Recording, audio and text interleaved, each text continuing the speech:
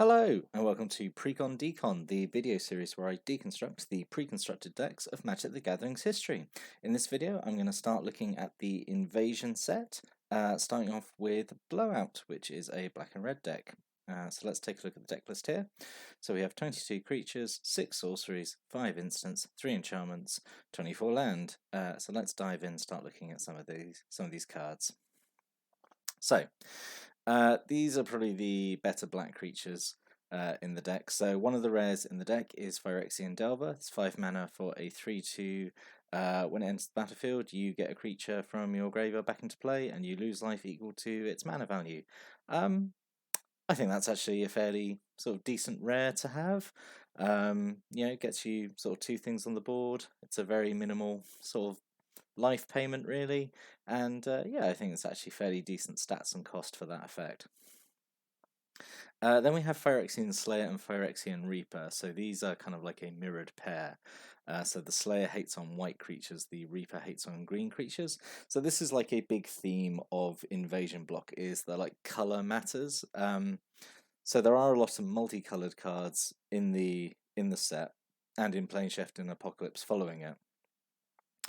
But unlike a lot of other multicolored sets we've had in sort of recent years, so like Ravnica or Alara, anything like that. In Invasion Block, it seems that like color matters a lot more, and specifically the color of permanents your opponent controls, which is kind of like the old, like an old way of designing things, and it's like I don't think it's a better way of doing things, because say the Slayer, like four mana for a 2/2 flyer is like not great, but it's costed, I think, as if like this ability is always going to be relevant, which it isn't, because if you play against an opponent who's not using white creatures, then this ability is basically useless.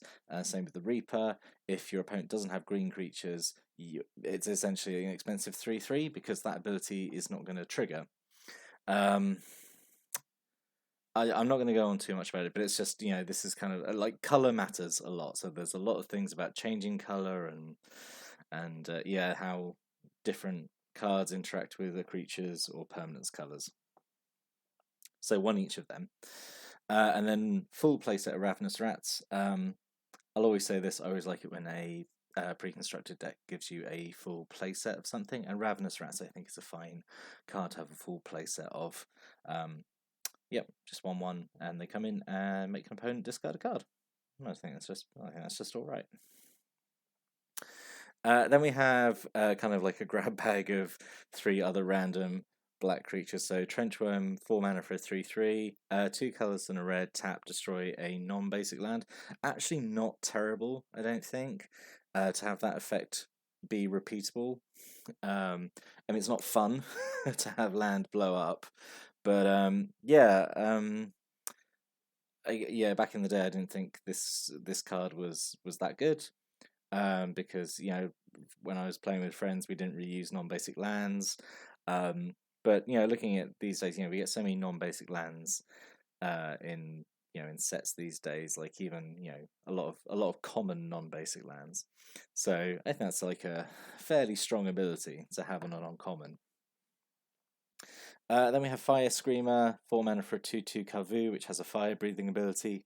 So Kavu, I guess, are like the other major theme of Invasion Block, because I think they're the creature type that really gets the most support. They're usually in red and green. There's a few in other colors, like this one here is in black. I think there's maybe a few in white and blue, maybe. But yeah, they're just kind of like they're like the main new tribe of the block. This one's fine. It's just a 2/2 with a fire breathing ability. And then Hate Weaver. This is part of a cycle of Weavers. Basically, they are all 2 mana 2/1s. You pay 2 to give a creature that's like one of their ally colors a bonus. So because Hate Weaver is black, and black's ally colors are blue and red, he can give blue and red creatures the bonus, which is just +1/+0. So all the Weavers have a different effect. Always kind of annoyed me that it couldn't help a creature of its own color. Like if it could do blue, red, or black creatures, I think this would have been fine. But it's for the time. It being a 2/1 for 2 with no drawback and an ability would have been all right. So we have a selection of red creatures. Hooded Kavu is just a 2/2 for 3. You can pay a black, give it fear until end of turn, it's fine. Kavu Aggressor, 3 mana for a 3/2 that can't block. Not as good, but like sort of okay cost for the time. Has Kicker, so Invasion Block is the first time we see Kicker. Kicker I think is a really fun, popular mechanic. I really like it. This and mostly Kicker is good. It's good to whack it on a creature. If you have excess mana, you get better value for your cost. This is not so much. A Kicker of 4 to give it a +1/+1 counter. You do not want to be spending 7 mana to have a 4/3 that can't block. Yeah, there's just some creatures with Kicker in this set where the Kicker cost is like so high and you get like so little benefit from it. This would have been fine, I think, if it gave 2, even 3 +1/+1 counters. I think that would have been worth paying the Kicker cost there. Halam Jin, so there's a whole cycle of these Jins. There's one in each color. They are fairly big for their price. For the time. I would say a 6/5 for haste now at 6 is nothing really to get too excited about. They all have a horrible drawback because they are Jins, and that was just a thing that Jins have.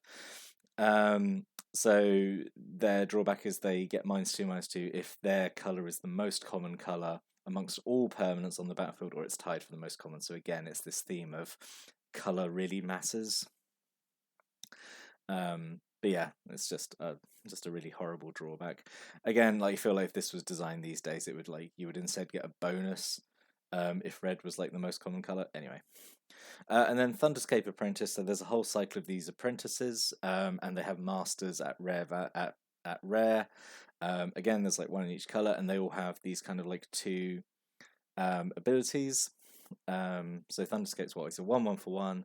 Pay a black, tap, target player loses a life. Play a green, tap, target player gets +1. Target creature gets +1/+1 till end of turn. I think these are fine. Some are definitely better than others. What really annoys me about this card being in this deck is that you can't use that green ability, and I just think that would really annoy me if I got this deck and played it out of the box and saw this card and be like, great, like half of this card can't even be used. It's not even like the Phyrexian creatures where, okay, well, my opponent's not playing white or green, that's fine, I'm not getting the extra bonus. This is straight up like, you can't do this. I guess that pushes players towards like deck building, be like, oh, okay, well, I'll do a black, green, red deck. But yeah, just a really weird choice to have this card in a deck where you can't really use it to its full potential. Then we have some multicolored cards. A lot of multicolored cards in Invasion because, again, that's like the theme. So Cinder Shade, 3 mana for a 1/1. It's a shade, so you can spend black mana to give it +1/+1 to end of turn. And you can pay red, sacrifice it, and deal damage equal to its powered type creature. I think that's fine. I think that's a fine creature. Vicious Kavu, 3 mana for a 2/2. When it attacks, it gets +2/+0 to end of turn.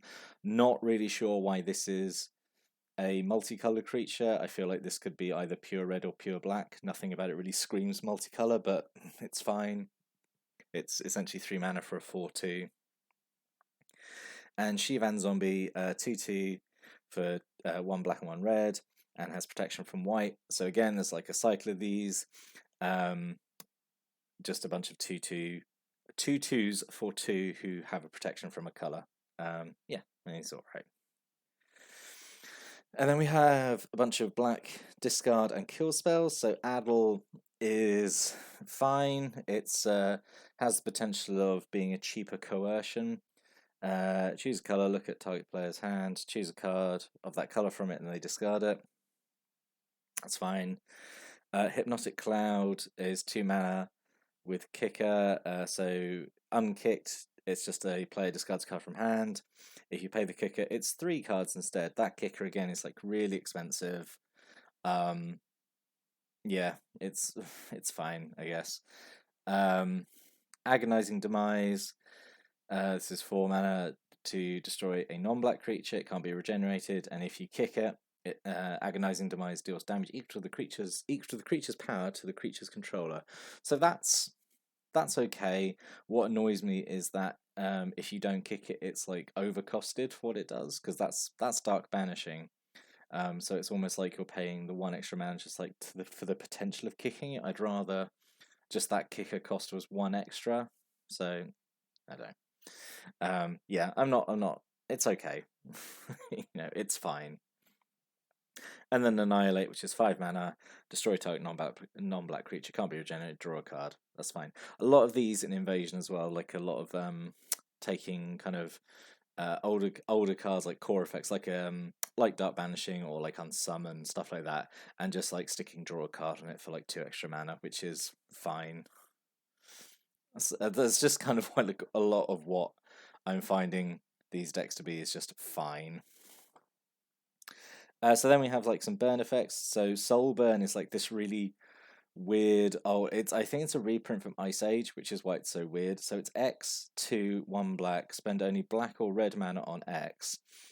Soulburn deals X damage to target creature or player. You gain life equal to the damage dealt, and then a bunch of circumstances but not more than the amount of black spend, or the amount of life they had, or the amount of creature toughness. So you can't just like gain a lot of life by doing excess damage, which it's just like, why just let me gain a lot of life from, like, if I'm putting a lot of mana into an X spell, let me benefit from that. Because usually dumping all your mana into an X spell is like usually like a really, you're going big. You might like let me be rewarded for it, And then we have a bunch of just red burn spells. Zap is just 1 damage and draw a card, which it's very weak. I think it would have been fine to be 2 damage. Maybe not to target creature or player, but maybe just to a creature. Scorching Lava is 2 damage, and if you kick it, if you do damage to a creature and you kill it, it gets exiled and it can't be regenerated, so that's fine. We see a lot of those effects kind of maybe in later sets, like usually, when the theme is like magma or lava or something, because the idea is you've melted something, and it's just cool. I like it. I like it when red gets kind of a little disintegrating exile effect on a burn spell. Gaitu Fire is just an X spell, just X damage, but it is part of a cycle. That's in this set where it's a rare sorcery, and you can play it as an instant if you pay an extra 2 to cast it. I can't remember all of them off the top of my head. I think the white one is Rout, which is like Wrath of God, which you can do as an instant for 2 more, which is obviously very good. I think the blue one simultaneously taps and untaps everything. Taps everything that's untapped and untaps everything that's tapped. I cannot remember what the green and black ones are, but I think it's fine. It's fine. It's just a little boring just to be an X damage spell. And then Breath of Daragaz. I think this is actually a pretty good kicker spell.